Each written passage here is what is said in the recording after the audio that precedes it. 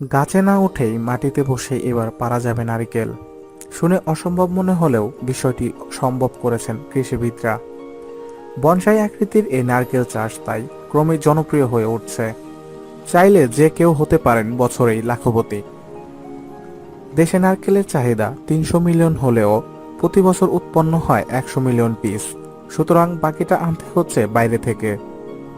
এই ঘাটতি পূরণের কথা মাথায় রেখে এবং ভিয়েতনামের আদলে নারকেল ভিত্তিক পরিবার বা সমাজ তৈরি করতে ২০১৫ সালে ওপেন পলিনেটেড ইনব্রিড ডুয়ার্ফ ভ্যারাইটির নারকেলের চারা বাংলাদেশে আনা হয়।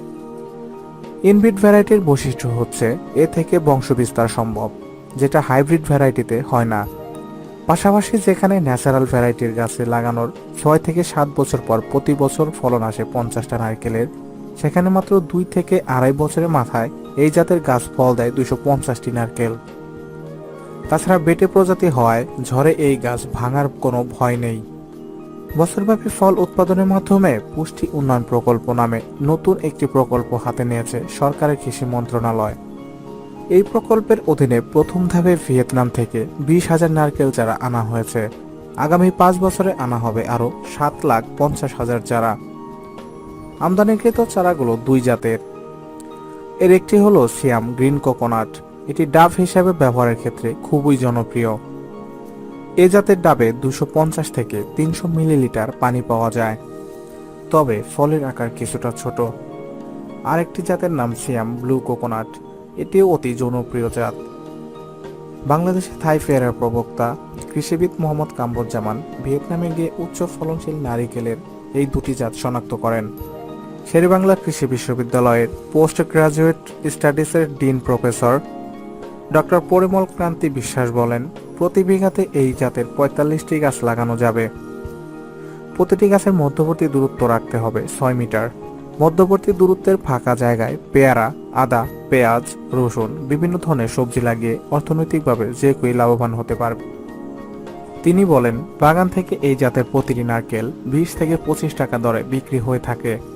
এক বছরে একটা গাছ থেকে ৫,০০০ টাকা পাওয়া যায়, যেখানে স্থানীয় জাত থেকে পাওয়া যায় ১৫০০ থেকে ২,০০০ টাকা। সাধারণত কোস্টাল এরিয়ার নারকেলের স্বাদ বেশি ভালো হয়, কারণ সেখানকার ভূগর্ভস্থ পানির লেভেলটা সমতল ভূমি থেকে ভালো থাকে। এ কারণে বাংলাদেশের ভিয়েতনামের এই জাতটি প্রথমে সমুদ্র তীরবর্তী ২২টি জেলার জন্য আনা হয়, যেগুলো চারা ডিআইএ বিনামূল্যে জনসাধারণের মধ্যে বিতরণ করে। পরবর্তীতে এই চারা সমতল ভূমির জন্যও আনা হয়। সমতল ভূমির এলাকাগুলো হচ্ছে টাঙ্গাইল, ময়মনসিংহ, নাটোর, নওগাঁ ও দিনাজপুর। ডক্টর পরিমল কান্তি বলেন, ইনব্রিড ডুয়ার্ফ জাতের এই নারকেলের দুটি উল্লেখযোগ্য বৈশিষ্ট্য রয়েছে। একটি উচ্চ ফলনশীল এবং অপরটি মাকড়সা প্রতিরোধ ক্ষমতা বেশি। ন্যাচারাল ভ্যারাইটির একটি গাছ যেখানে ৮০ থেকে ৯০% মাকড়সা দ্বারা আক্রান্ত হয়, সেখানে এই জাতের প্রতিরোধ ক্ষমতা বেশি হওয়ায় মাকড়সা আক্রমণ করতে পারে না। বিভিন্ন ছোট বড় শিল্পের কাঁচামাল হিসেবে নারকেল গাছের পাতা, ফুল, ফল, কাণ্ড, শিকড় ব্যবহৃত হয়ে থাকে। নানা রকম মুখরোচক খাবার তৈরিতেও নারকেলের জুড়ি নেই। পাশাপাশি সুস্বাদু পানীয় ও রোগীর পথ্য হিসেবে ডাবের গুরুত্ব তো রয়েছেই। স্থানীয় জাতের নারকেল গাছ আকারে লম্বা। এগুলো বিভিন্ন প্রাকৃতিক দুর্যোগ এবং ঝড়ো হাওয়ায় সহ্য করতে পারে না। কিন্তু ইনব্রিড ডুয়ার্ফ জাতের ভিয়েতনামের এই নারকেল গাছ আকারে ছোট, অনেকটা বনসাইয়ের মতো।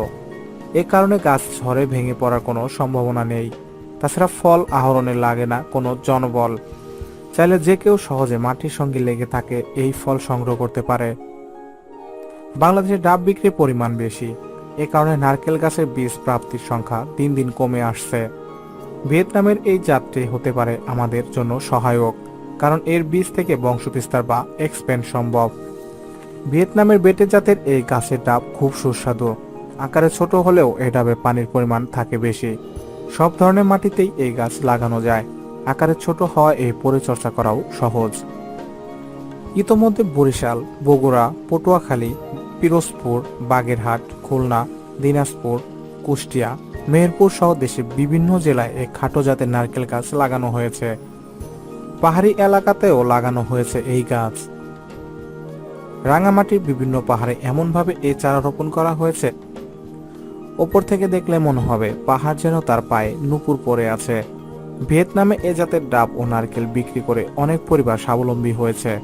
বাংলাদেশে পিছিয়ে পড়া জনগোষ্ঠীর অর্থনৈতিক উন্নয়নে এ জাতের চাষ সহায়ক ভূমিকা পালন করবে, এমনটাই মনে করেছেন কৃষিবিদ সহ সংশ্লিষ্টরা।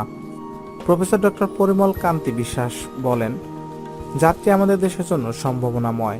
সঠিকভাবে চাষ করতে পারলে দেশের কৃষকরা অর্থনৈতিকভাবে স্বাবলম্বী হবেন। তিনি বলেন, এই জাতের চারা চাষাবাদ থেকে ফল আহরণ পর্যন্ত একটু ভালোভাবে পরিচর্যা ও বাগান পাহারার সতর্কতা অবলম্বন করলে কৃষক সর্বোচ্চ ফলন পাবে, যেটি দেশের নারকেলে ঘাটতি মেটাবে।